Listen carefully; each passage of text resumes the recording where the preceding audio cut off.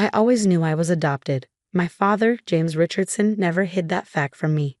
What my sister Catherine didn't know was that being adopted wasn't the only secret in our family. I'm Emma Chin, and at 32, I became the CEO of Richardson Global Enterprises, a fact that sent my sister into a very public meltdown. But let me start from the beginning.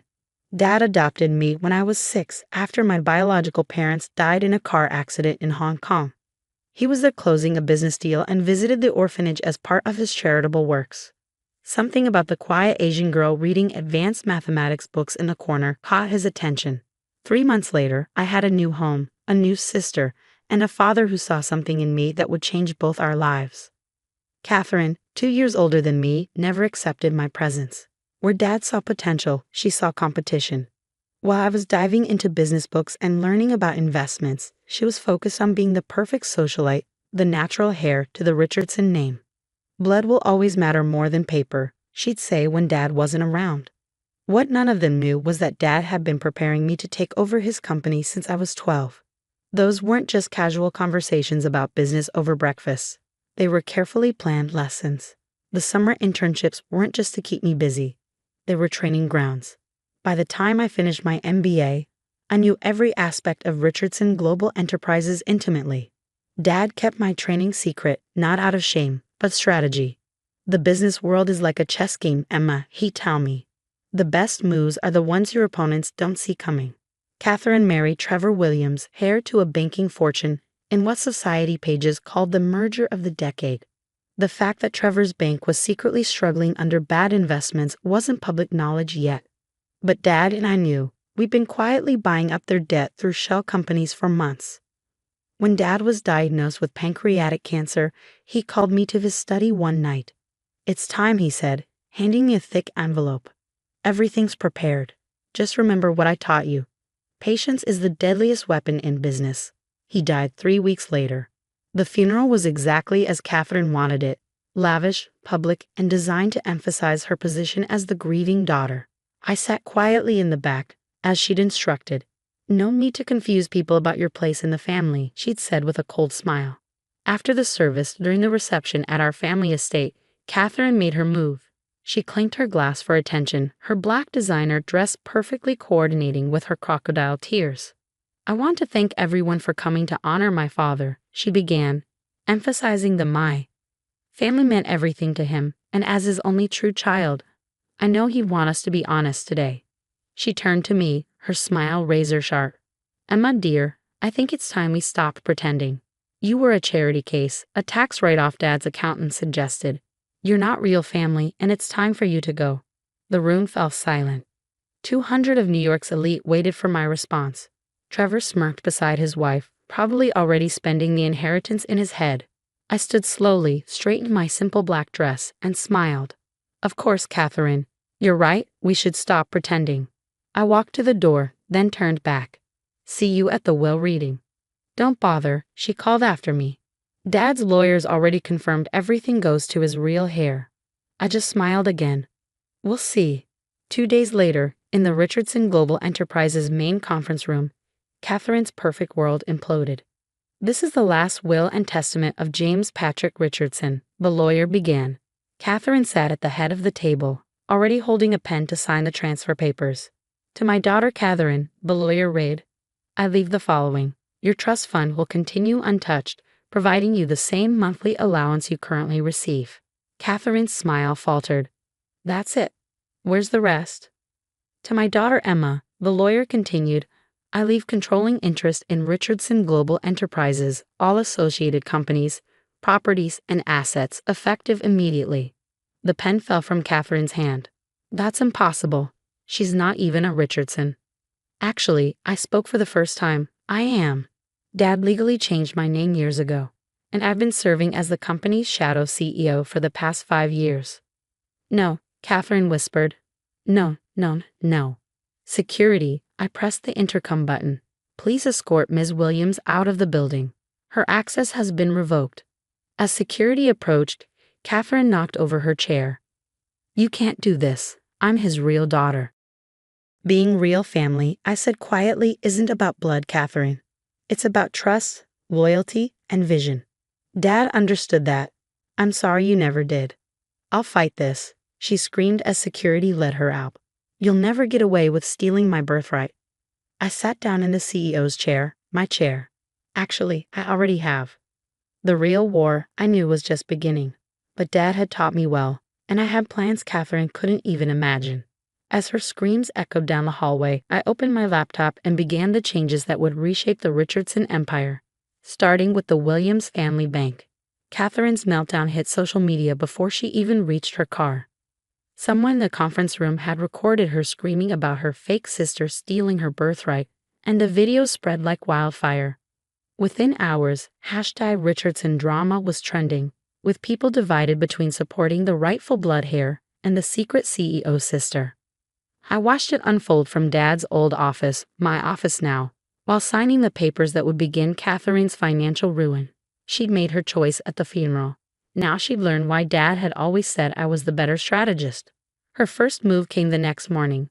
A lawsuit challenging the will, claiming I'd manipulated our father during his illness.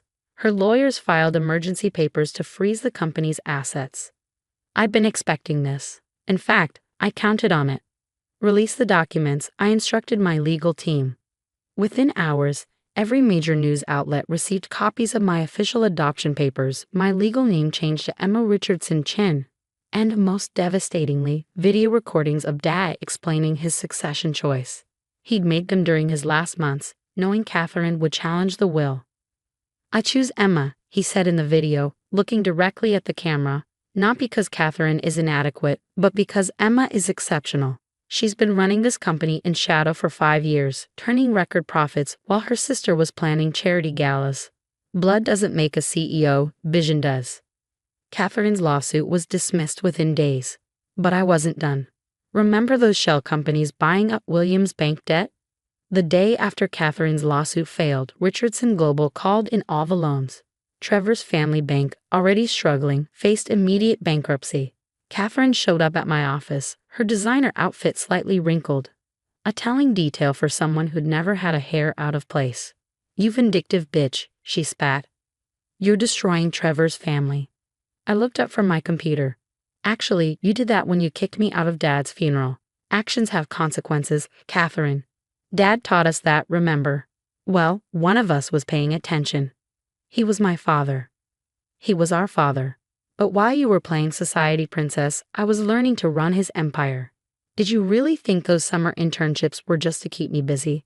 That all those breakfast meetings were just casual conversations? Her face paled. Those were training sessions. Every single one. Dad knew who he wanted as his successor by the time I was 12. The adoption, the name change, the secret training. It was all part of his plan. You could have been part of it too, if you'd ever shown any interest in anything beyond your trust fund.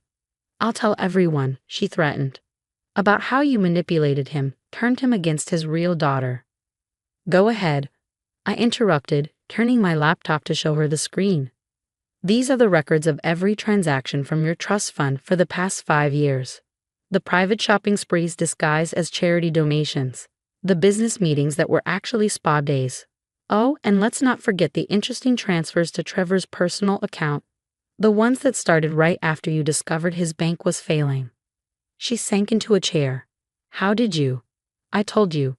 I've been running this company for 5 years. Did you think I wouldn't monitor the trust funds? Dad knew about all of it. He just wanted to see if he'd ever come clean. The next phase of my plan unfolded over the following weeks. As Williams' bank collapsed, Richardson Global swooped in to save it, at the cost of Trevor's family losing control. Catherine and Trevor were forced to sell their mansion, their cars, their vacation homes. Their society friends disappeared as quickly as their wealth. Funny how that happens. But the real twist came during the shareholders' meeting 3 months later. As I presented the company's record profits under my official leadership, Catherine made one last desperate play. She burst into the meeting, waving papers. I have proof, she screamed. Proof that she's been manipulating company funds. Security moved to remove her, but I held up my hand. Let her speak. The documents she'd brought were actually plans I'd leaked through a carefully chosen channel, plans showing massive transfers of company funds. What Catherine hadn't realized was that they were records of her own embezzlement, done through proxy accounts she thought were untraceable. These transfers, she announced triumphantly, prove that Emma has been stealing from the company. Interesting, I replied calmly, because those transfers align perfectly with deposits made to these accounts. I projected a new set of documents on the screen. Accounts registered to Catherine Williams and Trevor Williams. The room erupted in chaos. Catherine's face went from triumphant to horrified as she realized she'd just publicly implicated herself in financial fraud. He set me up, she whispered. No, Catherine, you set yourself up. I just made sure everyone could see it. The SEC investigation was brief but thorough. Catherine and Trevor were indicted on multiple counts of financial fraud. Their remaining assets were frozen. The trust fund, their last financial lifeline, was suspended pending criminal investigation. Dad would have appreciated the symmetry. The sister could rely on blood ties, losing everything to the sister who learned strategy. 1 year later, I sat in my office reviewing the latest acquisition proposals. Richardson Global had doubled in size under my leadership, expanding into new markets while maintaining the ethical business practices Dad had valued. My phone buzzed with a news alert. Catherine had taken a plea deal. 2 years in a minimum security prison, followed by 5 years of probation. Trevor had fled to a non-extradition country, leaving her to face the charges alone. I picked up the photo on my desk. Dad and me at my college graduation, both of us smiling, sharing a secret the world wouldn't understand for years. You were right, Dad, I whispered. Patience is the deadliest weapon. A notification popped up on my screen. Catherine's auction house was selling her remaining possessions to pay legal fees. Among the items, a family photo album listed as Richardson Family Memories. I bought it anonymously and had it delivered to her prison cell with a note. Blood isn't what makes a family. Trust is. You never understood the difference. The media eventually moved on to other scandals, other family dramas. Richardson Global continued to thrive, its adopted CEO becoming known for both business acumen and philanthropic work, particularly supporting adoption agencies and educational programs for orphan children. Every year, on Dad's birthday, I visit his grave alone. I leave 2 things, fresh flowers and a copy of the company's annual report. Last year, I added a 3rd item, a newspaper clipping about Catherine's sentence with a simple note. You taught me well, Dad. The best moves really are the ones they never see coming. Catherine gets out of prison next year. Her trust fund is gone. Her society friends have forgotten her. And her husband is sipping cocktails somewhere without an extradition treaty. Me? I'm in Dad's old office, my office, planning the company's next expansion. There's a new photo on my desk now, next to the graduation picture. Me with a group of business students I mentor. All of them adopted. All of them learning what Dad taught me. That family isn't about blood. It's about choice. And sometimes the family you choose is better than the family you're born into. Just ask Catherine. I'm sure she has plenty of time to think about that now.